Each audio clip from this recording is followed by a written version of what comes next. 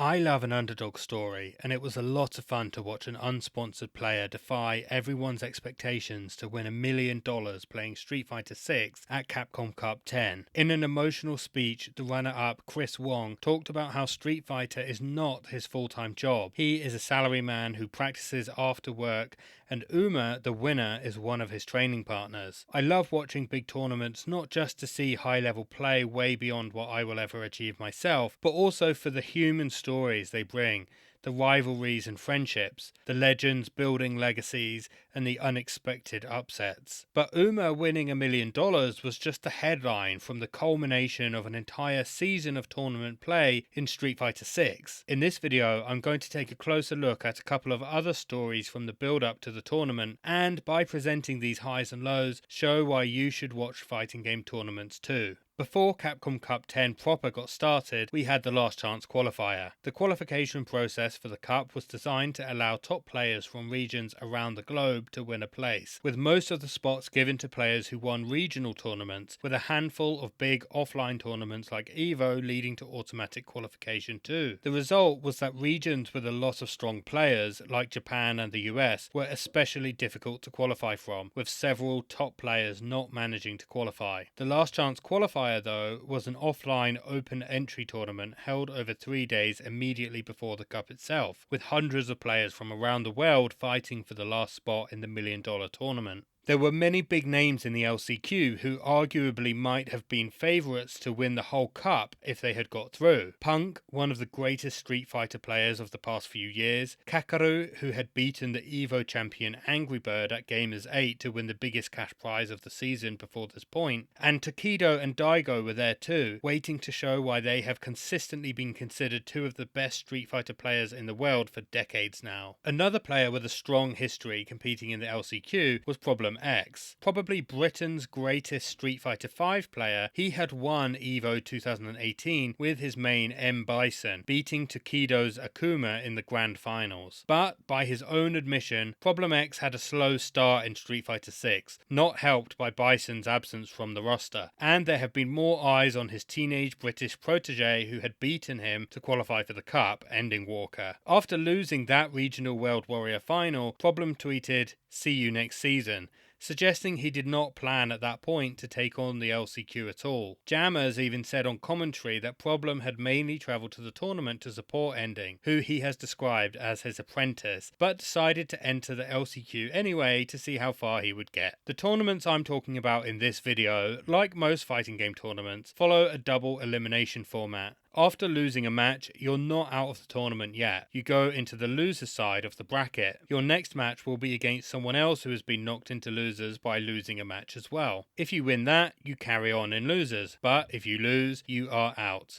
That's why it's called double elimination. You need to lose twice to be knocked out of the tournament. Back to the Last Chance Qualifier. Tokido, Kakeru, Problem X and Punk all made it into the top 16 undefeated, alongside others getting through with great performances including JB, Random and Hibiki. Daigo was eliminated after losing to Punk and VX Bao. The semi-finals on the winner's side saw Problem X put JB into losers and Punk beat Tokido. The winner's final was set. The British legend Problem X, who nobody had really expected to go far in this LCQ, against American superstar Punk the God, one of the favourites to qualify for and even win Capcom Cup, and Punk absolutely dominated, winning 3-0 to send Problem into a losers final against JB. Remember, to be knocked out of the tournament, you need to lose twice. The two players in the losers final have each lost once. Problem X defeated JB to put him in the losers bracket, before himself losing to Punk. The winner of this match would face Punk in the grand final, but not only would they have the challenge of coming up against the only undefeated player left in the LCQ, they would have to beat him in a first of 3 twice in a row to win the LCQ. Since Punk hadn't lost a match yet, his opponent would have to beat him once to level things up before a final match to determine the winner. This is called resetting the bracket and gives the player who reaches grand finals on the winner's side a huge advantage. The pressure was on, but Problem X had defeated JB once already and knew what he had to do. He eliminated JB comfortably 3-0 to set up a rematch against Punk in the grand finals.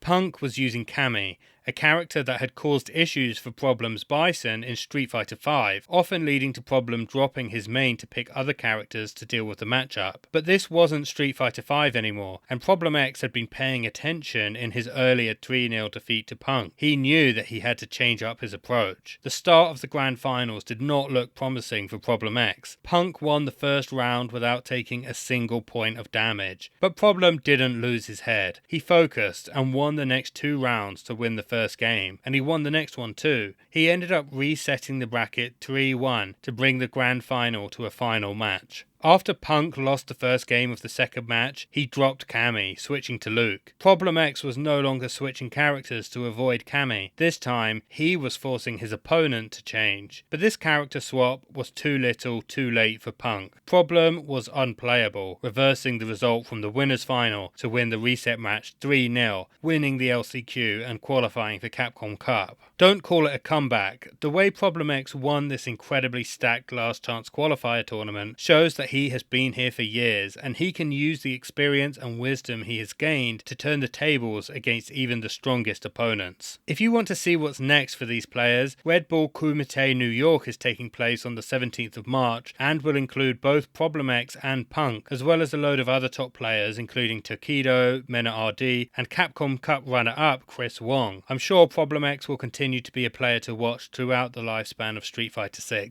and I'm looking forward to watching him continue to show why he's one of the best. Before the last chance qualifier, 47 players had already qualified for the Cup, including 26 winners of regional finals through the World Warrior system. Players could win points by placing highly in 5 regional tournaments before the 8 players with the most points faced off in regional finals. Let's have a look at the World Warrior circuit for the Asia South region. The first 3 World Warrior tournaments were totally dominated by Anik, a player from Bangladesh who won all 3 from winner's side, never losing a match. He demonstrated not only ability but versatility, using a different character for each tournament, going undefeated with Chun-Li, Marissa and Luke respectively. His closest rival in these tournaments was Mikey Rog, an Indian JP player who had come 4th in the first tournament before losing to Anik in Grand Finals twice in a row. Things changed in the 4th World Warrior tournament though. Mikey Rog was eliminated after losing 3-0 on the loser's side to his compatriot and fellow JP player Shadokan. Shadokan kept winning until he reached Grand Finals with a familiar face waiting for him, Anik. Shadokan was in a difficult spot on loser's side against a player who had gone undefeated in almost 4 full tournaments in a row. But in a tight match, Anik found himself losing for the first time in the tournament series. Shadokan had reset the bracket. Anik, the character Chameleon, did not dip into his collection of characters straight away, sticking with Chun-Li to begin the reset match. But after losing the first game, he switched things up, changing to Marissa. Shadokan won another game before Anik's Marissa got one back, and another. It was 2-2. Whoever won the next match would win this tournament, and the momentum was with the perennial champion of the region. It went down to a final round, and Shadokan pulled it off, winning this tournament and showing that even Anik could be beaten. But there was one final tournament before the regional finals. How would Anik respond to this toppling? He didn't rest on his laurels, but spent his spare time training, seeking out stronger opponents to help find and fix his weaknesses. The tournament came, and once again he found himself in the winners' finals. But for the first time in this tournament series, he lost that match, defeated by Badshah Mia. As if by fate, he found himself in the losers' final up against his conqueror from the prior tournament, Shadokan. But Anik was not shaken. He stuck with his main Chun-Li this time and went through to the Grand Finals 3-1. Coming into the Grand Finals on loser's side, he did not lose momentum, demolishing Badshah Mia 3-0 to reset the bracket before winning the final match 3-1.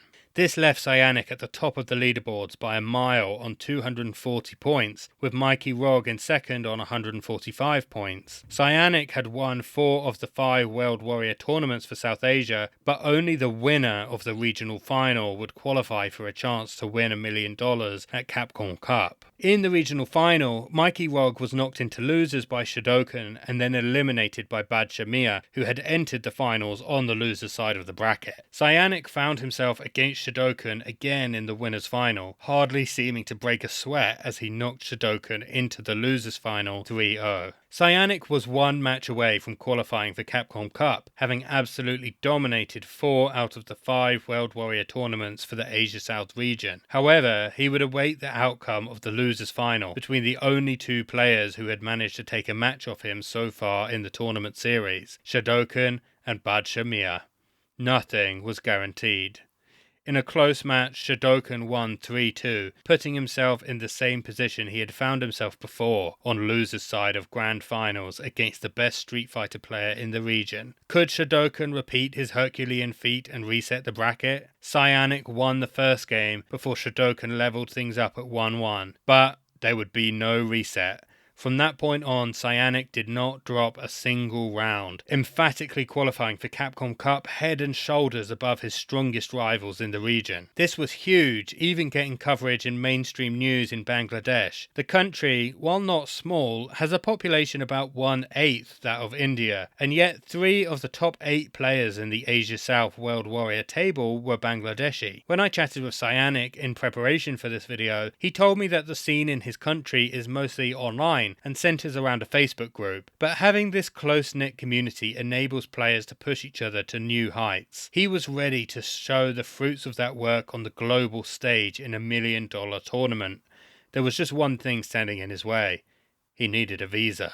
Travelling around the world can be a difficult process, with border rules inconsistently applied to travellers from different countries. According to passportindex.org, the Bangladeshi passport is one of the weakest in the world, below even North Korea. Nonetheless, Anik's visa was granted 2 months later, with 3 weeks to spare before the big tournament. However, this was too late. With time running low, Capcom had replaced Anik in the Asia South spot for Capcom Cup with the regional finals runner-up, Shodokan. Anik was able to travel and meet up with some of the other top players at Capcom Cup, but was unable to compete and show the world his skills and the true strength of the region. I think this was a result of unfortunate scheduling. It could perhaps have been foreseen that players in certain countries would have to wait longer than others to be issued a US visa for the Cup, and those regions might have had their qualifying tournaments scheduled to allow for more time for this. It also reflects a downside of the concentration of big in-person tournaments in certain countries. I don't think we should take those tournaments out of those countries, but it would be great to see more major tournaments organised in different parts of the world as well, to give more players the chance to show what they can do in front of the world without having to travel thousands of miles first. Not only would that showcase the talent in different parts of the world, but it would help grow the local scenes in those regions, inspiring local players and motivating them to build on their communities.